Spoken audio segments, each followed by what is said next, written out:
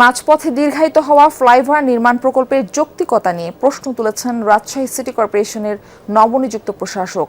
যদিও নগরবাসীর দুর্ভোগ এড়াতে চলমান প্রক্রিয়ায় অসম্পূর্ণ কাজগুলো দ্রুত সময়ে শেষ করার পরিকল্পনা নিয়েছেন তিনি। এরই মধ্যে এ বিষয়ে স্থানীয় সরকার মন্ত্রণালয় থেকে সবুজ সংকেত মিলেছে। রাজশাহীতে নির্মাণাধীন 5টি ফ্লাইওভার এখন যেন ভোগান্তির অন্য নাম। প্রায় 4 বছর ধরে প্রকল্পের কাজ চলছে ঢিমে তালে। গত 1.5 বছরে কাজের গতি আরও কমেছে। দীর্ঘ সময় ধরে ভাঙাচোরা রাস্তা আর যানজটে নাকাল নগরবাসী।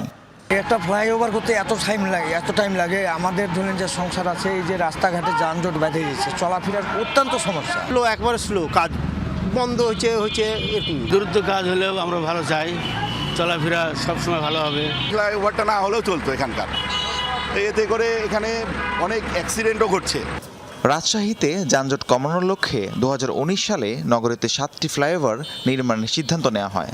সমন্বিত নগর উন্নয়ন প্রকল্পের আওতায় 5টি ফ্লাইওভারের মোট নির্মাণ ব্যয় 494 কোটি টাকা। সিটি কর্পোরেশন বলছে প্রথম ফ্লাইওভারের কাজ শেষ হয়েছে 65%, দ্বিতীয়টির 70, তৃতীয়টির 80 এবং চতুর্থ ও পঞ্চমটির কাজ শেষ হয়েছে 30%।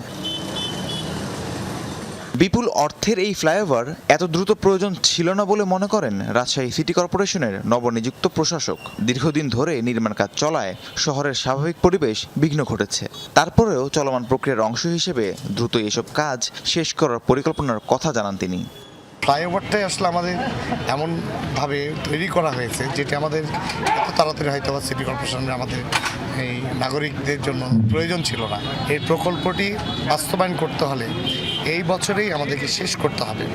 এদিকে নতুন প্রশাসকের নেতৃত্বে দ্রুত সময়ের মধ্যেই সিটি কর্পোরেশনের চলমান ফ্লাইওভারগুলোর কাজ শেষ করার আশ্বাস দিয়েছেন পল্লী উন্নয়ন ও সমবায় প্রতিমন্ত্রী।